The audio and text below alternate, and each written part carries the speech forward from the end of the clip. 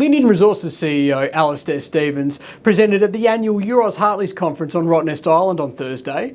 However, for those unable to attend, he's been good enough to join me to talk through some of the key highlights of the presentation. Alistair, thanks for joining me. Your presentation to the Euroz Hartleys Conference again contains some excellent data, but I'd like to focus on a few highlights if I may. Can I just start by asking you about the recent update on metallurgy with the results reflected in slide 11? Could you just run us through the metrics and how do these results benchmark against some of the existing producers today? Sure. The recent results of metallurgy reaffirm those results we published last year, which is we're getting recoveries around about 70%. Interesting about concentrate grade is we're getting grades as low as 55%, which is still very high for the industry. Our top concentrate grade is 68% TREO in concentrate. That is astounding. So we're very confident that we're going to produce concentrate grades of greater than 60%. 68% is world leading. It is vitally important for downstream productivity when you get to cracking and separation for those customers that we're going to be selling concentrate to. So it's really important that we know the quality of the product we're producing.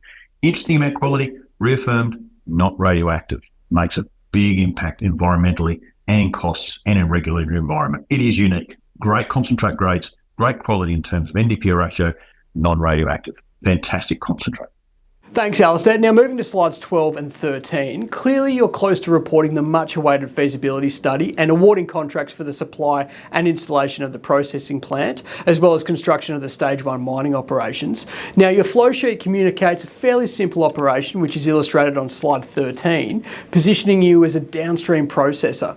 Again, how does this operation compare to some of the other rare earths project developers, and where's your advantage here? Oh, extraordinarily unique. There's a lot of complexity in rare earth mineralogy. The minerals that are hosting rare earths are complex. We've got a very simple mineral. It's called a monazite. It's a phosphate. It's very heavy, important, non-radioactive, which means all we can use is gravity separation to separate the monazite out from the gangue material. So our process technique is very simple, grinding and crushing. We go through a gravity separation technique through the magnetic gravity separators, and then a cleaning up process. Out of interest, it comes out of the MGS is around about 30% concentrate grade, which is sort of what other aspirational targets from other producers are, 30%. Then we go through a cleaning phase, which is the WIMS, downstream packing and product, to produce a concentrate around about 60%. You talked about where we are in the value chain. You're right. Slide 13 sort of depicts us where we are in the whole process value chain of rare earths. Really simple. Mining, beneficiation, packing, concentrate. That's our business model. We're not going to go downstream into hydromet, separation, RE oxides. There you're talking about a whole different complexity of chemical processing, a higher risk in terms of technical processing, and very high capital. What we want to do is stick to a low capex, low opex, low technical risk operation, mining, beneficiation, producing a concentrate. Okay, so that's a great segue into current and future pricing and market demand on slides 15 and 16. Some encouraging numbers out from Kangankunde this week on the near-term outlook for the NdPr price. Clearly, this is going to be a positive for the market and for projects like Kangankunde coming into development. Well, what's your take? I would agree. I guess what I'm doing in one slide is depicting how much value is in the rare earth market. It's all basically NdPr with the top up from TBDY. So most of the value in rare earths is because of the magnetic materials. Slide 16 is important because it shows two trends of growth in the rare earth market for NdPr. So if you take the first trend from 2010 to 2020, first thing you notice, it doubles. It doubles in demand. So that tells you the kind of growth we're getting in the market. You don't get that in very many commodities at all at the moment. So by 2023, we're seeing that production's around about 55,000 tonnes of NdPr.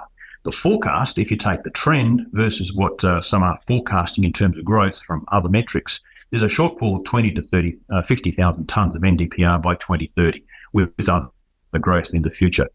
Our plans, as we'll articulate very shortly, is around about 2,000 tonnes of NdPr. So it's 10% of a conservative growth outlook by 2030 of the 20,000 tonnes of growth, or about 3% of total demand of around about 60,000 tonnes. So we're very modest in terms of our approach at this stage, in terms of our approach into the market. The important thing is there is significant growth in this market. doesn't take much to understand that this is about wind turbines, electric vehicles, and consumer products. And I think that's the one that's underestimated. The amount of material that goes into consumer products is quite high, and that's a big growth market as well.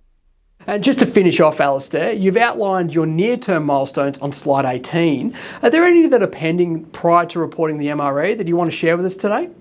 Just to reiterate, we are fully permitted. So we have a mining license, we have got an explosives license, we have our ESIA, and we have been granted permission or authority for a water extraction license. We're just waiting for that certificate to land on our desks. That's going to happen very shortly.